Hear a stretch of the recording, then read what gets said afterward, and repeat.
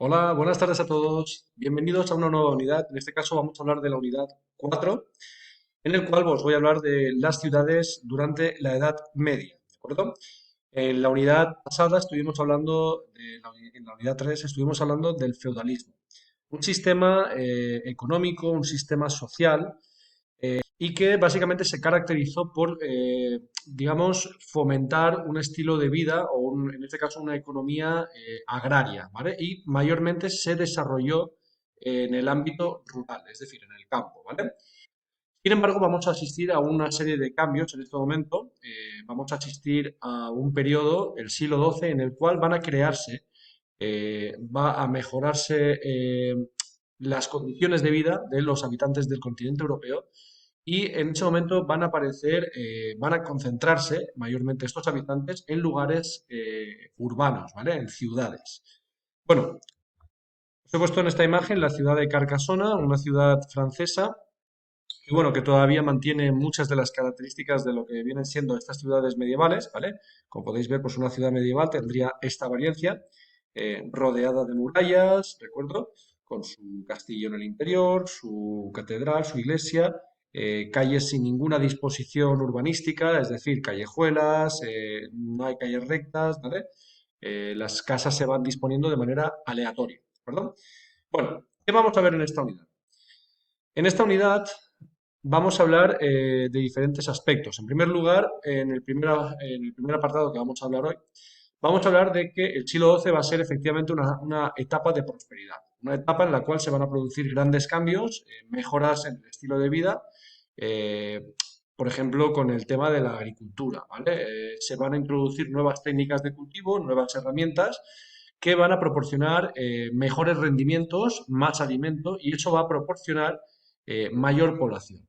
También en este apartado vamos a hablar de aspectos de la mejora o del desarrollo del comercio y la artesanía y la implementación, la creación de una serie de ferias en diferentes lugares del continente europeo.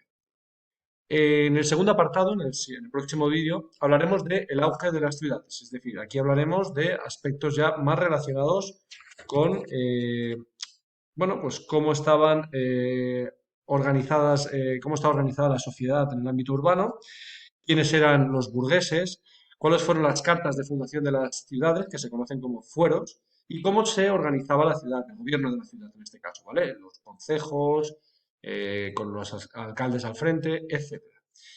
En tercer lugar, vamos a hablar de los artesanos y los gremios. En este momento se va a desarrollar mucho el trabajo artesanal y estos artesanos se van a agrupar, se van a asociar en gremios, ¿vale? Vamos a explicar un poquito cuáles son sus características.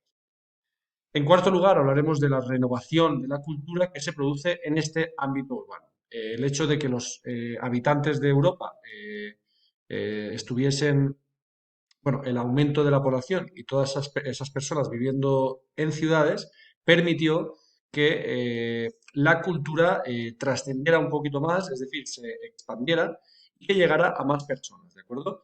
Esto supuso la creación en muchas ciudades de Europa de las primeras universidades. En el caso de España, la primera universidad, la más antigua de esta época, es la de Salamanca, ¿de acuerdo? En quinto lugar, vamos a hablar de la consolidación de la monarquía. Ya os expliqué que la unidad anterior estuvimos hablando de que los monarcas habían perdido poder, habían perdido la capacidad de poder defenderse y por lo tanto dependían mucho, empezaron a depender mucho de los nobles. Eso supuso, bueno, pues una gran pérdida de poder y los nobles van a adquirir un gran protagonismo con la adquisición de esos feudos. Por lo tanto, esto va a generar, bueno, pues que haya una época de cambio en este caso, ¿vale? Los monarcas apoyándose en los burgueses, que van a ser personas que se van a enriquecer mucho con las transacciones comerciales, con la artesanía, van a proporcionar su apoyo a los monarcas y, bueno, pues los monarcas vamos a ver cómo se consolida, cómo se van a consolidar, ¿de acuerdo? Finalmente, para acabar el tema, hablaremos de la crisis del siglo XIV. En este caso hablaremos sobre, bueno, pues diferentes acontecimientos que tuvieron lugar en este siglo, sobre todo el más relevante fue el de la peste negra, que supuso la muerte de millones de personas. Bien, vamos a empezar con el primer apartado de este tema.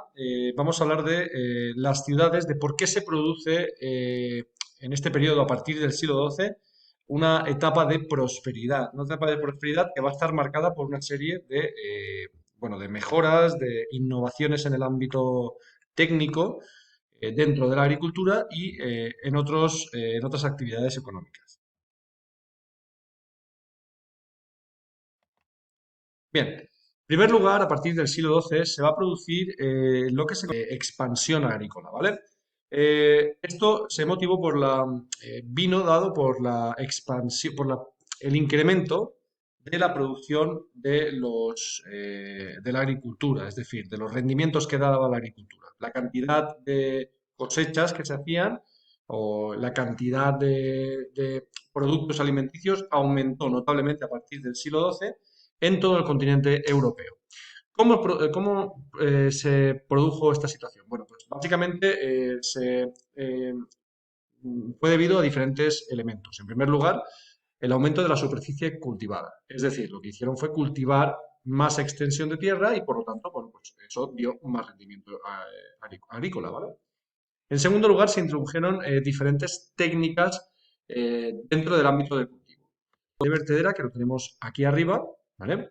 El arado de vertedera tenía la particularidad de que permitía labrar a mayor profundidad, ¿vale? Labrar es una actividad, ¿vale?, que se realiza antes de sembrar y, bueno, es necesaria para poder oxigenar la tierra y moverla, ¿de acuerdo? Bueno, pues este aparato, que se utilizó, por supuesto, con la fuerza animal, permitió labrar a mayor profundidad. Otro tipo de mejora que se produjo fue la extensión del regadío y la introducción de nuevos cultivos, ¿vale? En este momento, las innovaciones que ya comentamos en las unidades anteriores, cuando hablamos de los musulmanes, del Islam, dijimos que en la península ibérica se introdujeron diferentes innovaciones en el ámbito de los regadíos, por ejemplo, los canals o las canalizaciones, el uso de los molinos, ¿de acuerdo? Que precisamente también va a ser otra de las características de este momento. Se va a difundir el uso de los molinos, ¿vale? Tanto los que estaban siendo movidos por el viento, por la fuerza del viento, como los que eran movidos por la fuerza del agua. También se van a introducir, como os he dicho, nuevos cultivos que van a provenir de diferentes lugares bueno, pues sobre todo de Oriente, ¿vale? Los cítricos, productos que provienen del norte de África, etcétera, dátiles, ¿de acuerdo? Bueno, productos que van a unirse a los productos que ya había en Europa y por lo tanto pues van a formar parte de nuestra alimentación a partir de ese momento, a partir del siglo XII. Bueno, este incremento de la producción agrícola trajo consigo una serie de circunstancias, una serie de características. Hubo un aumento, un gran aumento, una mayor disponibilidad de alimentos. ¿De acuerdo? La mayor disponibilidad de estos alimentos proporcionó una mejora de la salud de las personas en ese momento. ¿De acuerdo? Eh, de alimentos supuso, por lo tanto, pues eso, que la esperanza de vida aumentara bastante. La mejora de salud, por lo tanto, generó que la mortalidad descendiera, ¿de acuerdo? Y que la natalidad, ante esa circunstancia, ante ese aumento de la producción agrícola, pues cada vez fuese más creciente, ¿vale? La natalidad fue creciendo, ¿de acuerdo? Y bueno, pues el descenso de esa mortalidad y el crecimiento de la natalidad, básicamente, lo que va a proporcionar al continente europeo es un gran aumento de la población europea, en la cual se muestra la evolución de la población europea durante la Edad Media. Durante el siglo, bueno, en 200, se produce un crecimiento de 10 millones de personas. ¿No? Bueno, pues a partir del siglo XII, este incremento va a triplicar, va a crecer exponencialmente, ¿de acuerdo? En 150 años vamos a pasar de 40 millones a unos 70 millones de personas, ¿de acuerdo? Es un incremento muy notable debido a estas circunstancias, ¿de acuerdo? Bien, pasamos a la segunda característica de este tema.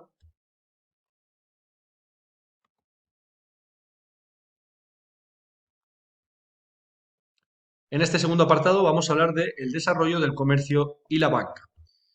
El crecimiento de la población, ¿vale? Que ya hemos hablado anteriormente, ese aumento de la producción agrícola, la introducción de nuevos cultivos, la introducción de los sistemas de regadío, proporcionó un gran aumento de la población, como hemos marcado anteriormente. Bueno, pues ese crecimiento de la población en el continente europeo va a generar que las personas necesitarán más artefactos, más zapatos, más ropa, etcétera, más herramientas, ¿vale?